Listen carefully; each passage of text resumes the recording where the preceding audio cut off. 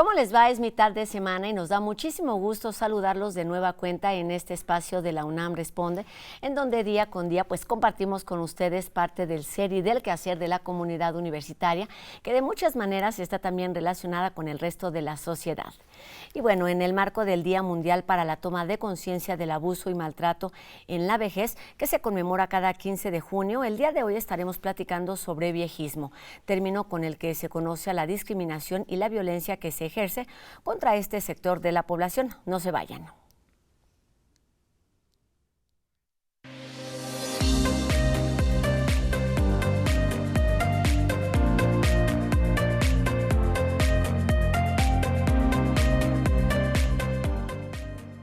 De forma inconsciente o consciente solemos decir o escuchar distintas frases que discriminan a las personas de la tercera edad y que perjudican el autoestima o limitan su desempeño, o bien pues también los podemos someter de alguna manera a un sobreesfuerzo. A todo este conjunto de prácticas sociales e institucionales se le llama viejismo, que pues bien se trata de acciones de discriminación sobre los adultos mayores. Y para aclarar y visibilizar estas prácticas que debemos y que podemos cambiar, esta tarde nos acompaña aquí en nuestras instalaciones de TV UNAM la maestra Doris Domínguez Cermeño, que pertenece al Seminario Universitario Interdisciplinario de Envejecimiento y Vejez, el SUIEV, y también es académica del Instituto de Investigaciones Jurídicas de la UNAM. ¿Cómo estás, doctora? Bienvenida a la UNAM Responde. Muy bien, muchísimas gracias, Rosa, por la invitación para pues hablar. Pues gusto que estés aquí con nosotros para hablar de estos temas que lo decíamos 3 minutos antes de empezar el programa. Nos cuesta trabajo hasta nombrarlo. ¿De qué estamos hablando cuando hablamos de vejez, de viejismo, de envejecimiento? ¿Por qué nos es tan complicado de entrada? Nos complica, por ejemplo, hasta decir la palabra viejo, ¿no? O llamar a una persona vieja porque creemos que es hasta una ofensa, ¿no? Damos una connotación negativa a lo que significa ser viejo, ser vieja. ¿Y esto de dónde viene? Bueno, viene precisamente de una serie de estereotipos, creencias y actitudes negativas que tenemos contra la edad avanzada, ¿no? Contra envejecer y la vejez. Y bueno, estos se derivan en muchos casos de la cultura, ¿no? De la forma en la que hemos aprendido desde que somos niños que funciona la vejez. Y bueno, también porque vivimos en un medio donde se privilegia o se enaltece la juventud. Claro. ¿No? Entonces, ser jóvenes está asociado con la belleza, con la movilidad, ¿no? Con los proyectos, y por ende llegamos a comprar estereotipos de que la vejez entonces está asociada con ser feos. Si los jóvenes son bellos, los viejos son feos, que son menos activos, ¿sí? Que aportan menos a la sociedad. Y junto con estos estereotipos hay muchos otros que acompañan la imagen que se tiene de la vejez.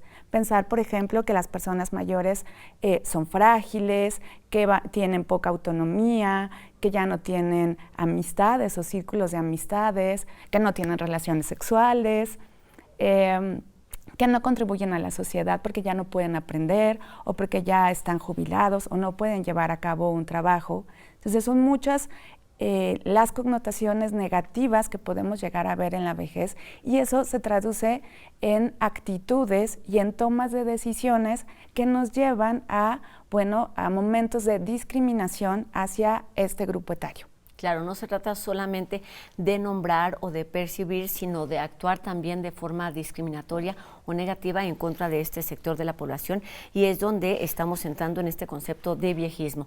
¿Cómo se identifica y qué prácticas están relacionadas a este concepto? Es esta actitud negativa contra la vejez. En un estudio hecho por Naciones Unidas y la Organización Mundial de la Salud, determinó que 1 de cada 2 personas tenemos actitudes de edadismo o viejismo. Muchas veces sin tomar conciencia de cuando lo estamos haciendo. Y a veces estas actitudes de viejismo no solo afectan a quien las ejerce, sino también nos afectan como sociedad. Por ejemplo, en el caso de cada persona, cuando nosotros introyectamos o hacemos nuestras estas opiniones o percepciones negativas sobre la vejez, es muy probable que conforme vayamos alcanzando una edad avanzada, vivamos como una profecía aquello que creemos que es la vejez. Okay. Por ejemplo, puede ser que si yo creo que las personas mayores ya no pueden aprender, es muy probablemente que nunca me anime a tomar un curso o aprender algo después de cierta edad, o piense que ya no debo de ponerme unos tenis, que no debería de meterme a clases de teatro. Entonces tiene que ver con la ropa que uso, con las cosas que hago. Puedo pensar que cuando sea mayor o tenga una edad avanzada ya no puedo llevar una relación amorosa, o que no se va a ver bien que viaje, o que tenga novio, o que tenga novia. Y entonces las personas se preparan en función de esas creencias. Y hay estudios, por ejemplo, que nos indican que quienes tienen una percepción negativa o pesimista sobre la vejez pueden llegar a vivir 7 años menos que quienes tienen una percepción neutral o positiva de la vejez. Eso es palabras muy sencillas, tiene que ver un poco o un mucho con la actitud. Doctora, mencionaste algo importante que es no solamente, bueno, a veces podemos ser conscientes o no, pero lo que es un hecho es que esas acciones repercuten de forma directa en las personas, en este sector de la población, y se vive pues a través del rechazo, no solo de la percepción, sino sí del rechazo pues familiar, colectivo, institucional. ¿Qué podemos hacer para de primera mano o de entrada ser conscientes y responsables de la forma en la que nos dirigimos, de la forma en la que pensamos sobre este sector de la población? El primer paso, tomar conciencia. De hecho, Naciones Unidas, la Organización Mundial de la Salud, nos dice que lo más importante que debemos hacer para combatir el viejismo y el edadismo, así como el maltrato a las personas mayores, es la toma de conciencia. ¿Y qué implica esta toma de conciencia? Es reconocer y ver las aportaciones que hacen las personas mayores en nuestra sociedad. Ellas son parte de la sociedad, aportan económicamente a el consumo, hacen labores importantes. Pensemos en cuántas personas pueden ir a trabajar gracias a que una persona mayor cuida de los niños. Claro. ¿Sí? ¿Cuántas Puede ser a veces de forma directa, pero a veces de forma indirecta. De forma indirecta, esta generatividad, esta aportación de la persona mayor. Las personas mayores consumen servicios, consumen productos, lo cual generan empleos, lo cual siempre es positivo para cualquier sociedad. Tienen una memoria que vamos heredando de generación en generación. Aportan no solo en el cuidado de niños, niñas, sino también son personas las mayores las que cuidan a otras personas mayores de mayor edad. Sí, pensemos, ahora hay muchas personas de 60, 70 años cuidando a sus padres o madres que han alcanzado los 80, los 90 años, y hay muchas personas que siguen activas. Entonces, muy importante tomar conciencia. 2, visibilizar el trabajo que hacen las personas mayores y las aportaciones. 3, entender que todas las vejeces son diferentes, ¿no? Los estereotipos, hablamos de estereotipos cuando asociamos una serie de características a un grupo de personas. Entonces, lo que debemos comprender es que en la vejez hay muchos tipos de vejeces, tantos como personas, y son diversas y cada uno vivirá su vejez dependiendo de muchos factores, tu trayectoria de vida, tu contexto, tus gustos, lo que te gusta hacer, lo que te gusta planear y proyectar, ¿no? Lo que hacemos no va a pasar que cuando cumplas 60 te va a dejar de gustar de un día para otro el fútbol, o irte a cortar el cabello o salir de viaje, ¿no? Entonces, la vejez es diversa, muy diversa, y no podemos encasillarla en una serie de características que además son negativas. Sí. Y por último, ¿qué podemos hacer? Es preguntarnos cada uno, ¿yo cómo veo la vejez? Cuando pienso en ganar años, ¿lo pienso como algo positivo o como algo negativo? Ahí tenemos la primera pregunta para interrogarnos y para empezar a hacernos conscientes, que además es uno de los objetivos pues, de esta fecha, este 15 de junio, en que se conmemora el Día Mundial para la Toma de Conciencia del Abuso y Maltrato en la Vejez. Y sobre esto te quería preguntar, no solamente tiene que ver con nuestra percepción, que ya lo habíamos mencionado, sino con estas prácticas, estos abusos, estos maltratos de los que sí son víctimas muchas personas adultas, principalmente en el círculo más cercano. ¿Qué tan responsables, qué tan importante es la participación y esta percepción, estas acciones que se tiene en la familia con este sector de la población? Es muy importante. Tenemos estadísticas a nivel mundial. un estudio hecho, 60% aproximadamente de las personas mayores indican haber sufrido algún tipo de discriminación en maltrato. En el caso de México, en el estudio sobre discriminación en 2017, coincide, ¿no? El 61% de las personas mayores indican haber sufrido algún tipo de discriminación o maltrato. Y este maltrato muchas de las veces se da por una persona cercana o al interior de la familia. A veces, en gran medida, es porque tenemos un desconocimiento sobre cómo se vive la vejez, ¿no? Cómo es un proceso de envejecimiento, y entonces replicamos una serie de estereotipos. Y un ejemplo puede ser personas que pueden expresar: yo no dejo que mi mamá salga a la calle o que mi papá salga a la calle porque se podría caer. Y no pensamos que con eso limitamos un derecho humano de la persona, ¿no? A la movilidad, a la decisión, a la autonomía. Entonces es importante documentarnos más. ¿Qué es lo que implica envejecer, el proceso de envejecimiento? Tener un proceso de envejecimiento saludable y, sobre todo, comenzar a pensar en sociedades para todos, sociedades incluyentes. Justicia y dignidad tiene mucho que ver en este tema en particular, y son también pues temas importantes para este seminario universitario. Cuéntanos qué tipo de trabajos, de investigaciones realizan precisamente para entender, pero principalmente para compartir esta información. El seminario universitario, que es muy importante mencionar que es interdisciplinario, porque el tema de la vejez y el envejecimiento es muy importante que lo veamos desde una perspectiva interdisciplinaria. No solo salud, sociedad, emoción, salud mental, la forma en la que aportan a la sociedad, y es desde todas estas perspectivas desde las cuales el seminario estudia y habla y hace divulgación respecto de la vejez y del proceso del envejecimiento, con una mirada de derechos humanos. Esto es, trabajar en producir información, datos importantes para asegurar que las personas puedan vivir en un contexto de derechos humanos, tanto al vivir su vejez como al hacer su proceso de envejecimiento. Y pueden encontrar infografías, libros a texto completo.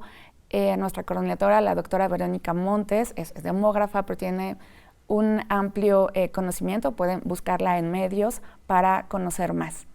Pues importante acercarnos a este trabajo. Ya nos explicabas pues el valor que tiene hacer esta conciencia individual, pero también si tenemos algún adulto mayor en casa, ser pues conscientes, responsables y ofrecer las mejores condiciones de vida. Se trata del bienestar, pero hay una importante responsabilidad en términos pues institucionales, de políticas públicas, y me parece una deuda también bastante visible con esta población. ¿Cuáles son los retos más urgentes y necesarios de atender en este momento, maestra? Ha avanzado bastante, hemos avanzado en Latinoamérica, en el país. Contamos recientemente, México se adhiere a la Convención Interamericana sobre la protección de los derechos humanos de las personas mayores este año. Entonces, eso fue un avance muy importante. ¿Qué es lo que sigue? El trabajo colaborativo entre entidades de la sociedad, entre el gobierno, entre ONGs, entre todos como sociedad, para verificar, para avalar que el cumplimiento de los derechos humanos de las personas mayores se lleva a cabo. Y esto se logra creando espacios incluyentes, políticas públicas incluyentes, servicios incluyentes. Siempre hay que preguntarnos, este espacio que estamos creando, esta política, este nuevo servicio, ¿es bueno para los niños? ¿Es bueno para las personas con discapacidad? ¿Es bueno para las personas mayores? ¿Las incluye? Y eso nos va a ayudar a ir haciendo este trabajo de política pública que asegure el cumplimiento de los derechos humanos de las personas mayores, a la movilidad, a la salud, a la autonomía, a la recreación, al empleo. Se vuelven, me parece, también un poco lugares comunes esto de visibilizar, de reconocer, pero en verdad son tareas importantes que requieren pues un trabajo diario, un trabajo de difusión, un trabajo de responsabilidad. ¿Cuándo podemos, digamos, actuar de forma consciente en contra del viejismo? ¿Cómo lo podemos tener claro a partir de acciones, maestra?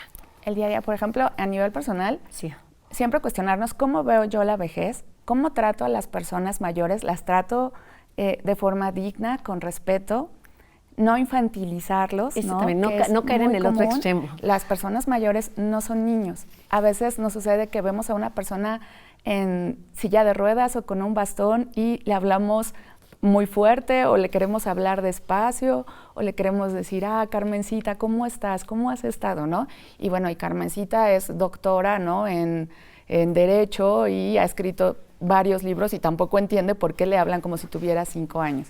Entonces, cambiar nuestras propias actitudes, tratar con respeto, con dignidad, salvaguardar los espacios de la persona mayor, ¿sí? Respetar su autonomía, su derecho a decidir sobre cómo quiere vivir su vejez, sus proyectos de vida, sobre cómo quiere que se atiendan sus problemas de salud, ¿no? A veces va a ser común que llevamos a las personas mayores al doctor y ellas no hablan, ¿no? Habla claro. El acompañante y el médico se dirige solo al acompañante. Entonces, una forma es darles voz, asegurarnos que cuando las vamos acompañando o presenciamos que están tomando algún servicio y demás, se les trate con respeto, se les trate de forma digna, ¿sí? Con las preferencias que deben de tener para acceder a los servicios por su condición de persona mayor y respetando en gran medida sus decisiones. Lo mencionabas al principio de la entrevista, pues prácticamente desde que nacemos estamos envejeciendo, además en este momento de nuestro país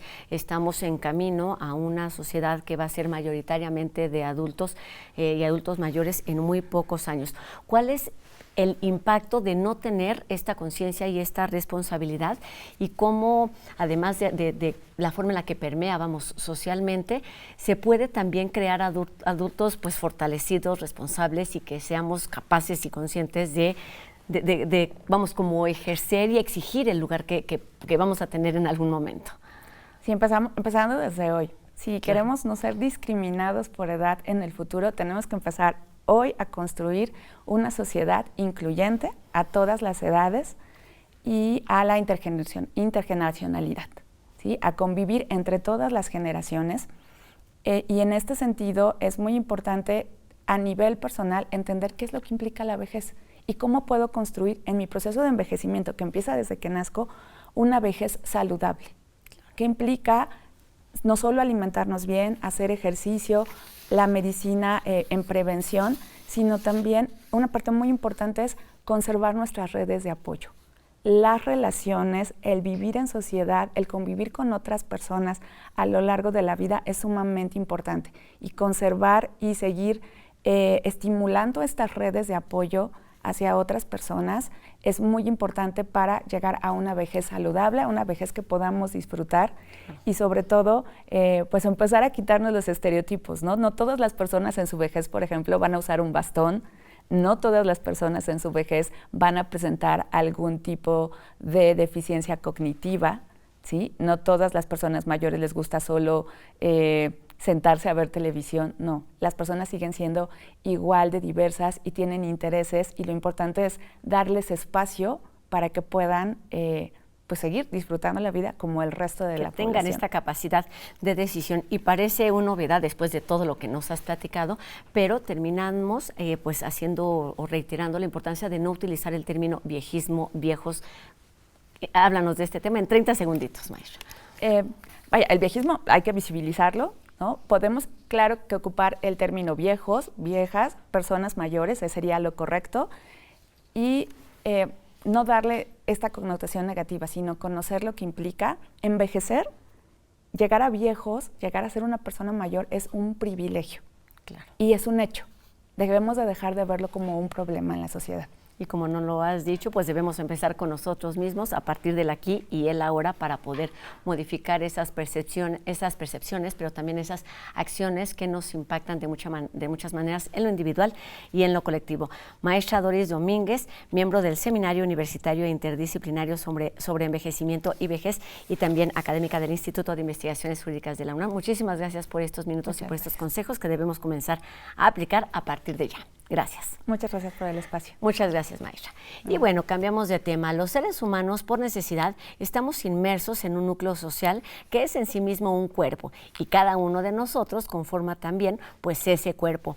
Así lo concibe la compañía Non Gratos Teatro, que presenta la instalación audiovisual con performance Piedra Hecha Cuerpo, una idea original que se presenta este sábado 17 de junio a las 5 de la tarde en el Centro Cultural Universitario Tlatelolco.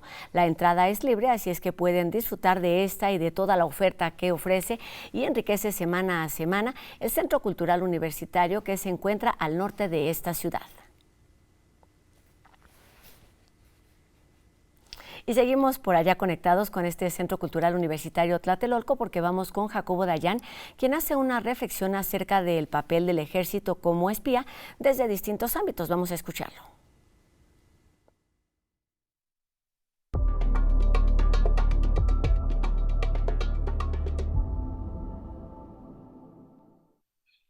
De nuevo nos enteramos ahora por un reportaje del Washington Post de otro espionaje. El ejército espiaba o espía a uno de los coordinadores de la Comisión de la Verdad de Guerra Sucia. A este se suman el caso del subsecretario Alejandro Encinas y al menos un par de personas en su equipo, de defensores de derechos humanos, periodistas que han sido espiados por el ejército. Aparentemente el espionaje del ejército actúa, opera sin control alguno. El presidente lo ha respaldado, ha minimizado los hechos, no ha movido un dedo para acabar con él. La Fiscalía General de la República no hace ninguna investigación. La CNDH ya abdicó y dijo que no hay espionaje, quién sabe con qué información.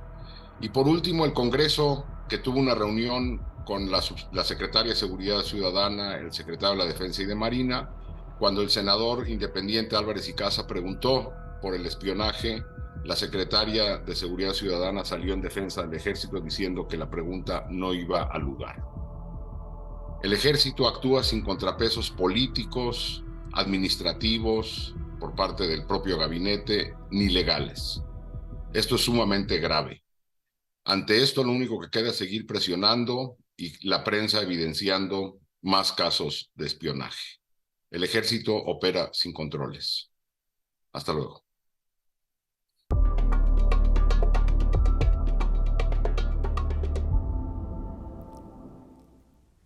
En la nota que nos comparte hoy UNAM Global, pues nos acerca a la historia de Sofi, una universitaria que con su trabajo y colaboración profesional contribuye a encontrar respuestas y también permite recuperar un poco de calma y esperanza.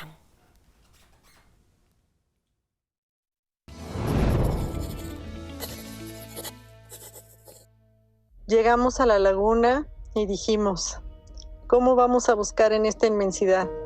No sabíamos por dónde comenzar a buscar a mi hermano. Edgar Villalba desapareció el 22 de abril de 2019. Las investigaciones llevaron a la Comisión Nacional de Búsqueda al Estado de México hasta el río Lerma, donde se tienen indicios de que sus plagiarios podrían haberlo arrojado al agua. Definitivamente, desde que Chapis desapareció, la vida nos cambió a todos, a toda la familia. Edgar era el hermano más pequeño de 4 y también era padre de 3 niñas. Era un apasionado de las bicicletas y las motocicletas y tenía además una clínica de rehabilitación física.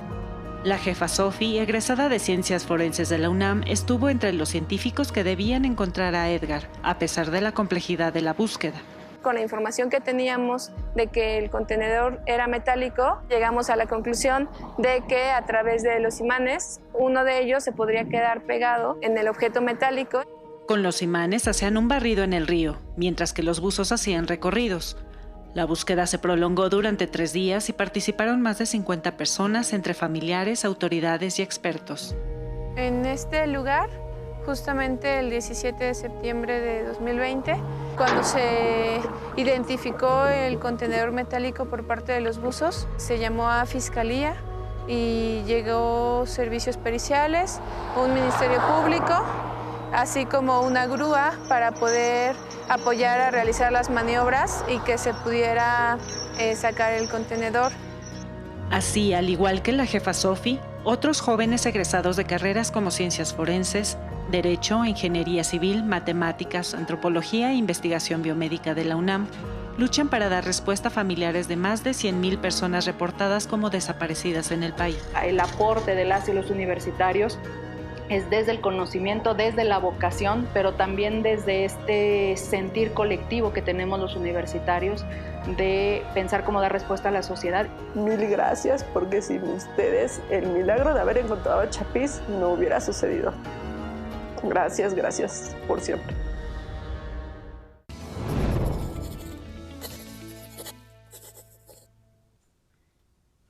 La colaboración de uno o muchos granitos de arena para estas historias fuertes, sensibles, lamentables que se repiten en prácticamente todo el territorio. Y bueno, con esto terminamos nuestro programa de hoy, agradeciendo a Ricardo Iturbe en la lengua de señas que nos permite llegar a un público más amplio y recordándoles también a todos ustedes que podemos estar en contacto a través de nuestras redes sociales. Ya las conocen, están apareciendo en nuestra pantalla para que nos hagan llegar sus dudas y sus comentarios. Y recuerden, nosotros tenemos una cita el día de mañana en punto de las 2:30, por supuesto, por TV UNAM. Adiós.